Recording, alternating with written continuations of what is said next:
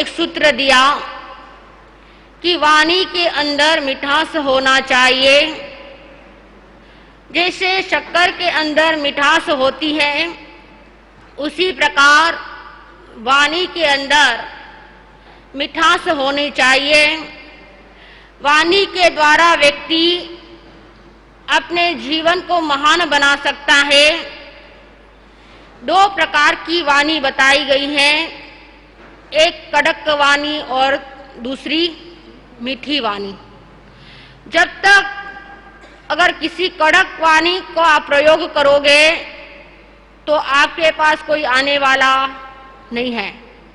अगर मीठी वाणी बोली जाएगी, दुश्मन भी अपना क्या बन सकता है, मित्र बन सकता है। वाणी को किस तरह से बोलना चाहिए, वाणी के अंदर किस तरह विवेक रखना चाहिए, वाणी के द्वारा ही व्यक्ति से मित्र बना सकता है और वाणी के द्वारा व्यक्ति दुश्मन बना सकता है। धंधा ने छोड़ने सत्संग में आओ रे, कुटुंब कबीला रे चक्कर में उलझ रया दिन रात, कुटुंब कबीला रे चक्कर में उलझ रया दिन रात। थारो मारो करता थारे काइन आयो हाथ, सजनो घर घर मंगल चावो रे चावो रे, घर धंधा ने छोड़ने सत्संग में आवो रे, गहरो आनंद आवियो रे नगर सादड़ी माँ। रसिक सदा झट उठ कर थे तो आवो सत्संग माय, सजनो घर घर आनंद चावो रे चावो रे, घर धंधा ने छोड़ने सत्संग में आवो रे, घर धंधा ने छोड़ने स्थानक में आवो रे।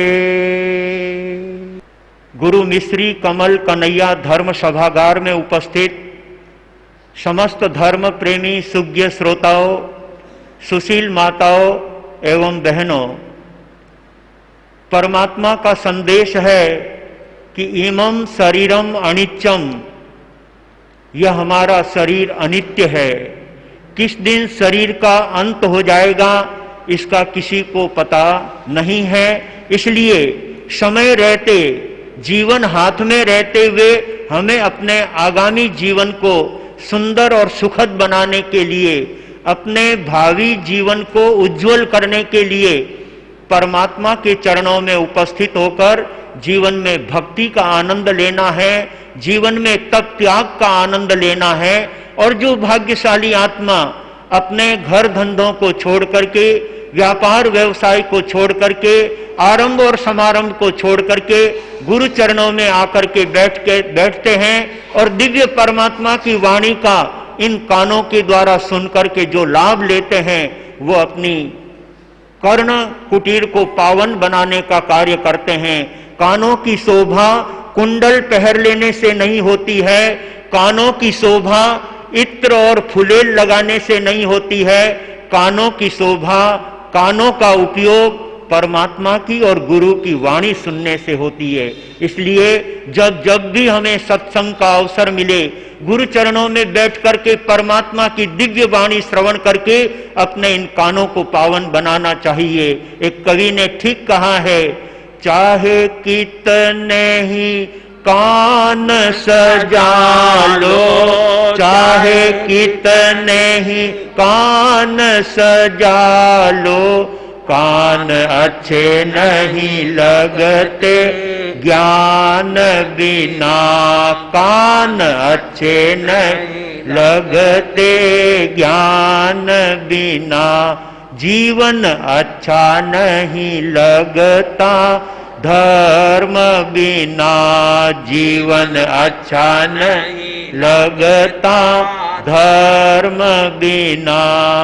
अपने जीवन को श्रेष्ठ बनाने के लिए अपनी प्रत्येक इंद्रियों का जब हम सदुपयोग करेंगे, उसका यथार्थ लाभ जीवन में उठाएंगे, तो हम इस जीवन को पावन बना सकेंगे और अपने समय को सार्थक कर सकेंगे। समय तो सभी को मिला है, परंतु सार्थक उसी का होता है जो परमात्मा भक्ति में अपना समय लगाता है, जो गुरु वाणी श्रवण करने में समय लगाता है, जो अपने जीवन को परमार्थ और सेवा के कार्यों में जीवन को लगाता है, उसका जीवन सार्थक बनता है। बाकी समय तो पाप करने वालों का भी बीतता है और धर्म करने वालों का भी बीतता है, लेकिन बीता हुआ समय सार्थक होता है केवल धर्म और परमार्थ के कार्य करने वालों का। इसलिए इस मानव जीवन को पाकर के अपने जीवन में कुछ ऐसे कार्य कर लेने की जरूरत है जिससे हमारा भावी जीवन पवित्र बने, उत्तम बने और वहां पर हम शांति और आनंद को प्राप्त कर सकें। हर जीव सुख का इच्छुक है, हर जीवात्मा को शांति चाहिए, लेकिन वह शांति परमार्थ के कार्यों में है, वह शांति सेवा के कार्यों में है, वह शांति देव और गुरु की भक्ति में है। जो ऐसे देव और गुरु की भक्ति करके जीवन को लाभ उठाता है, वह अपने जीवन को सार्थक बना लेता है। सचमुच में ऐसे कार्य जिन भाग्यशाली आत्माओं ने किए, परमात्मा उन जीवों के नजदीक होता है। जो धर्म करते हैं, जो सेवा करते हैं, जो परमार्थ का कार्य करते हैं, परमात्मा उस भाग्यशाली भक्त के निकट होते हैं, बहुत समीप होते हैं। यदि हम परमात्मा के समीप होना चाहते हैं तो परमात्मा के संदेशों को अपने जीवन में आत्मसात करने की आवश्यकता है। और वो कार्य किया था जटायु ने। जिस समय सीता को रावण उठा करके ले जा रहा था, उस समय में जटायु ने उसका संरक्षण किया, और जब जटायु ने इतना सेवा का कार्य किया तो राम ने भी उस जटायु का वापिस प्रतिलाभ चुकाने का कार्य किया। और इस बात को लेकर हमारे महामंत्री गुरुदेव मेवाड़ गौरव श्रद्धे सौभाग्य मुनि जी महाराज साहब फरमाते हैं, कभी जटायु की सेवा में राम बलि बलि जाते थे, कभी जटायु की सेवा में राम बलि बलि जाते थे, घायल पक्षी को गोदी में ले आंसू टपकाते थे, घायल पक्षी को गोदी में ले आंसू टपकाते थे।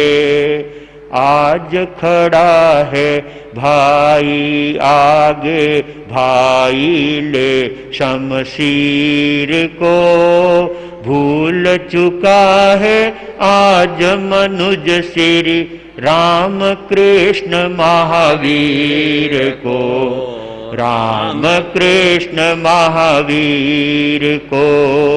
कौन सुनेगा आज यहाँ पर पीर को, कौन सुनेगा आज यहाँ पर पीर को, भूल चुका है आज मनुज श्री राम कृष्ण महावीर को, राम कृष्ण महावीर को।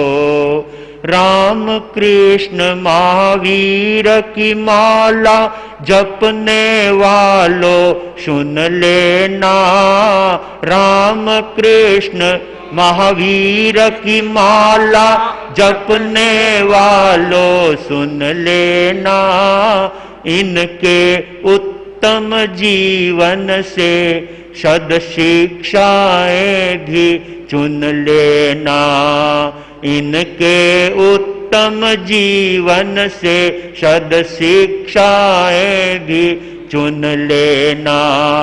कुमुद मुनि कहे जीवन बदलो, कुमुद मुनि कहे जीवन बदलो, पियो प्रेम के नीर को, भूल चुका है आज मनुज श्री राम कृष्ण महावीर को, राम कृष्ण महावीर को। सचमुच जिस समय राम सीता की खोज करने के लिए जंगल में चप्पे चप्पे का खोज कर रहे थे, वृक्षों और वनस्पतियों से पूछ रहे थे, बेलड़ियों से पूछ रहे थे, जंगली जानवरों से पूछ रहे थे, तुमने इधर से सीता को कहीं जाते हुए देखा है? और उस समय चलते चलते रास्ते में घायल पड़ा हुआ जटायु को वो जब देखते हैं तो श्री राम अपने सारे कार्यों को छोड़ करके, सीता की खोज को छोड़ करके वे उस जटायु के पास जाते हैं और उस जटायु को बड़े सद्भावनाओं के साथ अपने हाथों में लेकर अपने गोदी में बिठाते हैं, उनको सहलाते हैं और उस पक्षीराज से पूछते हैं तुम्हारी ये हालत कैसे? तब जटायु कहने लगा,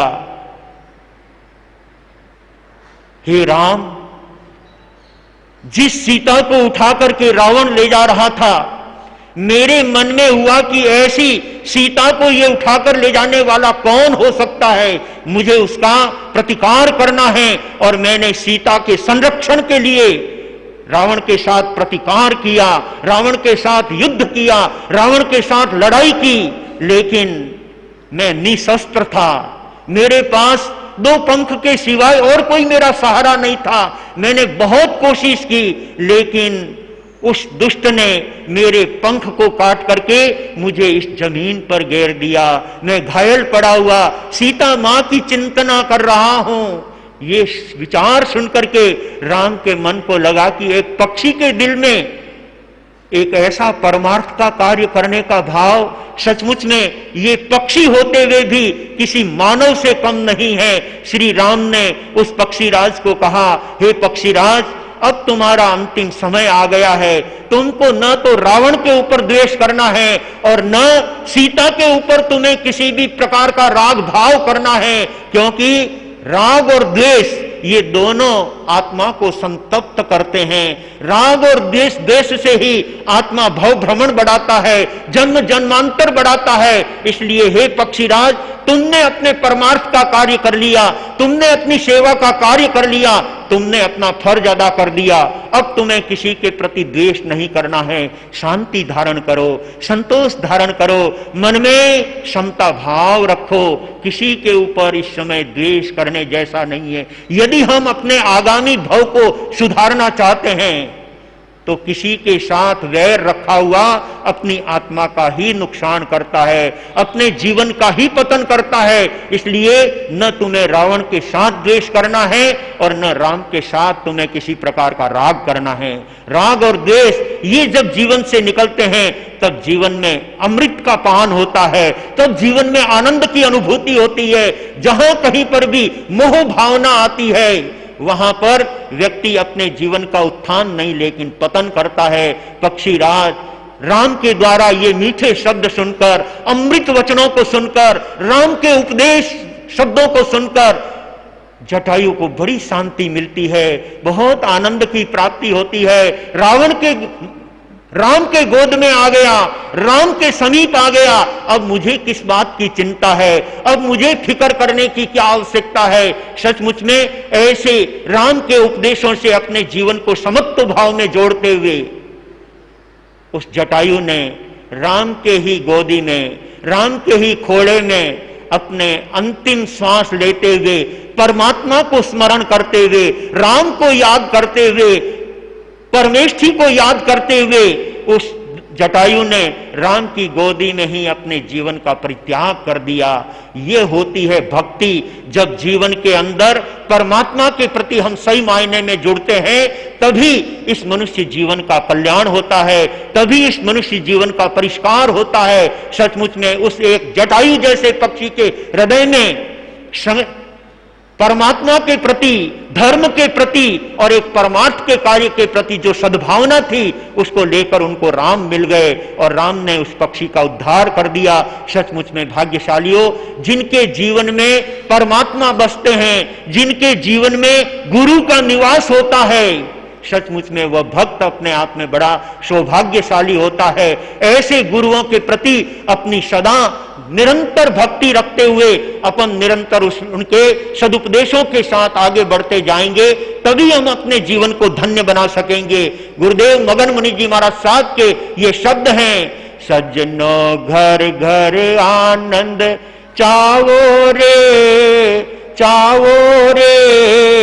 घर धंधा ने छोड़ने सत्संग में आओ रे, घर धंधा ने छोड़ने सत्संग में आओ रे। क्या उन महापुरुषों की प्रेरणा है, क्या उन महापुरुषों के उपदेश है। सचमुच में उन महापुरुषों के शब्दों मात्र से हम अपने जीवन का कल्याण करने वाले हो सकते हैं। सीधे साधे और सरल सरल शब्दों में उपदेश देने वाले, अपनी देसी भाषा के अंदर उपदेश देने वाले, देसी भाषा के अंदर धर्म का संदेश जन जन तक पहुंचाने का कार्य करने वाले ऐसे मगन और मदन की जोड़ी, जिन्होंने पूरे मेवाड़ का कल्याण किया, जिन्होंने मेवाड़ के गांव गांव और ढाणी ढाणी को पावन किया, ऐसे गुरु अम्बेश सौभाग्य के अंतेवासी और उनके गुरु भ्राता मगन और मदन ने अपने जीवन को बहुत ऊंचा उठाया। आज वे महापुरुष हमारे सामने नहीं हैं, लेकिन आज उनके संदेश हमको प्रेरणा देते हैं। श्रमण सूर्य मरुधर केसरी मिश्रीमल जी महाराज साहब, मोतीलाल जी महाराज साहब, रूपचंद जी महाराज साहब, आज वो हमारे नजरों के समक्ष नहीं है, लेकिन उनके उपदेश वे तो हमारे सामने हैं। उनके दिए हुए धर्म संदेश वे भी हमारे जीवन का पर्याप्त कल्याण करने वाले हैं। आवश्यकता है उन महापुरुषों के संदेशों को हम अपने जीवन व्यवहार में अपनाने की कोशिश करेंगे तो सचमुच इस मिले हुए मानव जीवन का परिष्कार कर सकेंगे, अपने जीवन को ऊंचा उठा सकेंगे, अपने जीवन को परमात्मा के पद पर ले जाकर के प्रतिष्ठित करने का कार्य कर सकते हैं। आइए सौभाग्यशालियों, ऐसे उत्तम मानव जीवन के साथ हमें देव गुरु के चरणों में जुड़कर, संतों के सानिध्य में बैठकर परमात्मा के उन दिव्य वचनों को और गुरुवाणी को सुनकर अपने जीवन में धर्म की आराधना करना है।